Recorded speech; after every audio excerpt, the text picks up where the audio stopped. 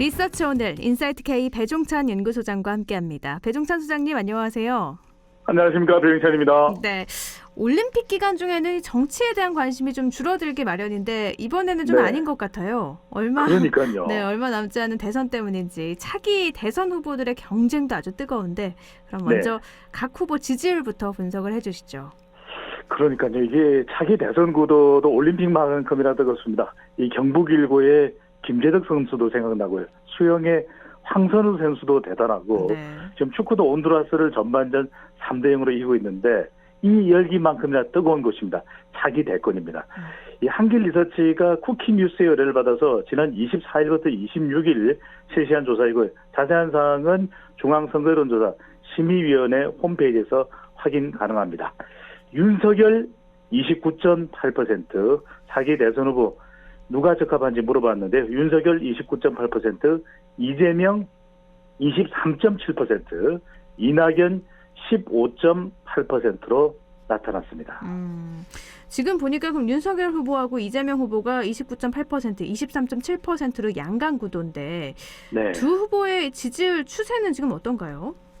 여전히 양강 구도가 유지되고 있습니다. 그러니까 조사 기관에 따라서 다자 대결 구도에서 이재명 후보가 살짝 앞서는 또 조사 결과가 있기도 하고요. 그러니까 같은 조사 기간의 추세를 계속 살펴보는 것이 좋겠습니다. 윤석열 후보는 뭐 대체적으로 보면 종합적으로 분석을 해보면 여전히 지지율이 유지되고는 있지만 한 달 전과 비교를 해보면 뭐 소폭 조금 빠진 이 지지율 결과를 볼 수 있는데 여러 가지 영향이 있었겠죠. 이 스스로 발언에 대해서 설화, 이 말실수에 따른 이 민감한 논란들이 또 발생하기도 했지 않습니까? 일본 오염수도 있었고 120시간 노동도 있었고 또 코로나 방역 관련해서 대구를 방문했을 때 대구 아닌 다른 지역 같았으면 밀란 이런 또 민감한 발언도 있습니다. 여기에다가 이제 배우자 의혹에 대한 논란 결국 고발 조치까지 갔지만 이렇게 되면서 중도층 MZ세대가 이탈하는 영향을 받았던 것으로 보이고 이재명 후보도 정체된 대체적인 결과입니다. 이낙연 후보와 치열한 네거티브 공방. 오늘 토론회는 그나마 오후에 축구 경기가 있기 전에 2시간 동안 있었던 토론회에서는 그래도 조금 이 서로 간에 각을 세우지는 않았다 이런 평가를 받을 수 있을지는 모르겠지만 그동안 지속된 네거티브 공방으로 이재명 후보의 지지율이 정체된 결과로 나타났고요. 이낙연 후보도 더 이상 지지율이 올라가지 않는 정체하는 결과로 나타났습니다. 그렇군요. 윤석열 후보는 조금 빠지고 이재명 후보와 이낙연 후보는 지금 그대로 유지하는 수준이다 말씀을 해주셨는데 윤석열 후보 같은 경우에는 국민의힘 입당 여부가 지금 최대 관건일 것 같아요. 구체적인 날짜까지 여부를 여쭤보고 싶어요. 강재 아나운서께서는 윤석열 후보가 언제쯤 국민의힘에 입당할 것 같습니까? 뭐 제가 예상하기는 쉽지 않지만 그래도 저는 경선 끝나고 입당이나 뭐 후보 단일화 추진하지 않을까 싶었는데 8월 10일까지 얘기가 나와서요. 그러니까 오리무중입니다. 종잡을 수가 없는 것이 최근에 또 윤석열 후보가 국민의힘 이준석 대표와 치맥 회동도 가졌거든요. 그랬죠. 대체로 이제 국민의힘 당대표와 외곽에 있지만 대선 후보가 만났다면 입당은 날짜가 정해질 만도 한데 그리고 최근에 이제 또 이 국민의힘 내부에 친윤 반윤 논란도 있고 또 친윤 그러니까 윤석열 후보를 지지하는 국민의힘 인사들이 또 캠프에 합류하는 그런 일도 있었거든요. 당 내에서는 또 상당한 비판을 받게 됐죠.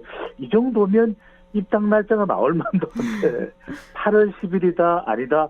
강복절이 더 극적이기 때문에 15일이다. 계속 이야기가 나오는데 우선 중요한 것은 입당을 이렇게 정확하게 밝히지 않는 것이 지지율에는 어떤 영향을 줄 수 있는데요. 국민의힘 지지를 가장 많이 받고 있는 후보가 윤석열 후보거든요. 그렇다면 정확하게 밝히지 않고 계속 미루기만 한다면 결과적으로는 국민의힘 지지층들이 영향을 받을 수가 있는 거죠. 그러니까 차기 대선 후보에게 중요한 것이 정당 기반, 조직 기반 없이 이 대선 후보로서 경쟁력을 계속 이어간다는 게 쉽지 않거든요. 그래서 만약에 이렇게 된다면 계속 밝히지 않고 오리무중 상태가 된다면 이 국민의힘 지지율에 영향을 줄 수밖에 없다. 이렇게 분석할 수 있겠고요. 입당 이후의 지지율은 그래서 불확실성이 해소되기 때문에 그래도 지지율이 반등할 수 있을 것이다. 이런 긍정적인 전망도 나오고 있는데 무엇보다도 입당을 하게 된다면 네. 할지 안 할지 아직까지 명확하지는 않지만 입당 이후에는 중도 외연 확장을 위해서 어떤 노력을 하는지에 따라서 네. 지지율이 더 올라갈 수 있을지 효과가 있을지도 결정될 것으로 보입니다. 네. 처음에 정치 참여 언제 할까, 언제 발표할까 이걸로 계속 추측이 난무했는데 이제 또 입당을 언제 할까. 그렇다면 또 네. 지지율은 어떤 변화가 있을까 관심이 또 모아지고 있네요. 이재명 그렇습니다. 후보하고 네네 이재명 후보하고 이낙연 후보를 좀 보면 네거티브 비난전 계속 펼치고 있어서요. 이게 두 후보 네. 지지율에 좀 과연 긍정적인 영향을 줄까 싶기도 하거든요.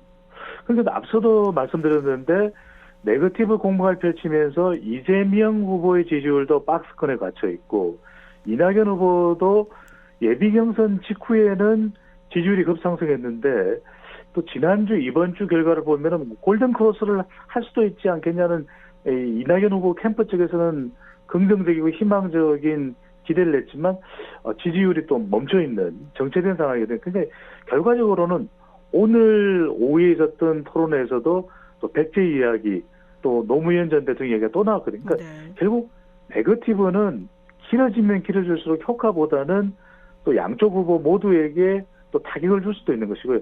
그래서 이런 네거티브 대결 구도 계속 골이 깊어지게 된다면 여권 전체의 경쟁력을 좀먹을 수도 있습니다. 오히려 여권 후보 경선 왜 이래? 중도층과 MZ세대가 이탈할 수도 있고 또 최종 후보가 이낙연이든 이재명 후보든 결정되고 나면 서로 지지층들이 통합이 안 될 수도 있는 것이죠. 나 더 이상 이 상대 후보 지지 못해. 이렇게 지지층들이 나올 수도 있기 때문에 네. 그것도 지지층 균열로 이어질 수가 있고 야권 후보로 자칫 잘못하면 여권이 왜 이렇게 심각하게 네거티브 전만 흑색선 전만 마타도만 하는 거야.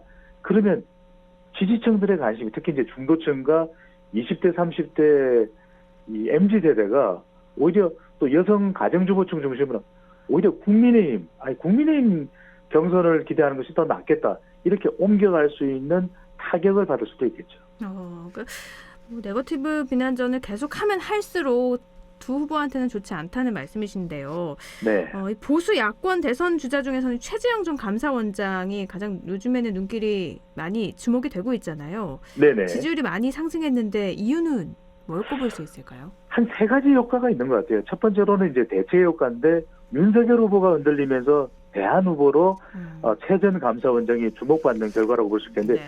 대구 경북에서도 지지율이 이렇게 올라갔고 또 60대 이상 지지율 상승하는 것을 보면 윤석열 후보가 만약에 더 흔들리게 된다면 최재형 후보 쪽으로 갈 수도 있겠구나 이런 대체 효과. 또 하나는 이제 최재형 후보에 대한 그동안의 관심이 좀 낮았잖아요. 인지도가 낮았는데 시간이 지나면서 인지도가 올라가는 일종의 인지 효과.